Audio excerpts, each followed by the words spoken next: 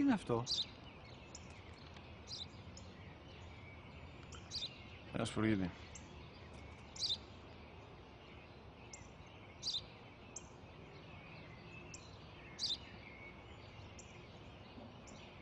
Τι είναι αυτό?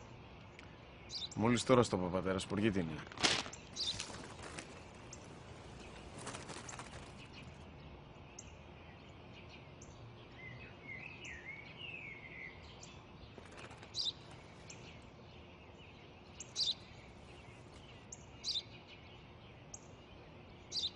Τι είναι αυτό? Ένα σπουργίτη είναι, πατέρα. Ένα σπουργίτη. Σπου-γι-τι!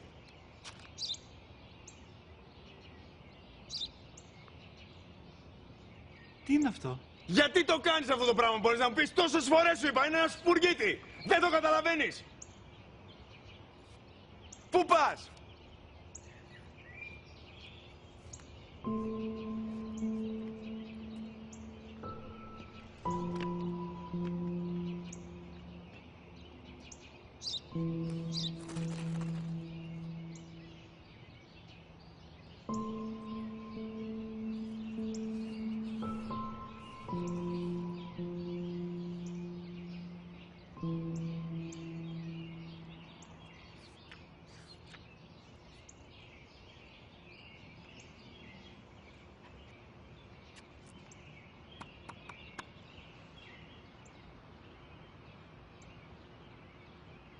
Δυνατά.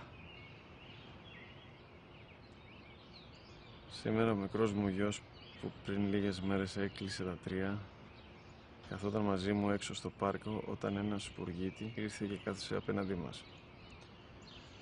Ο γιος μου με ρώτησε 21 φορές τι ήταν αυτό και του απάντησα και τις 21 φορές ότι ήταν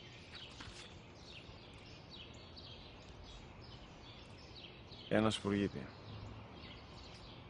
Τον αγκάλιασα τρυφερά και τις 21 φορές που μου έκανε την ίδια ερώτηση, ξανά και ξανά, χωρίς να εκνευριστώ, νιώθοντας στοργή για το αθώο μου αγοράκι.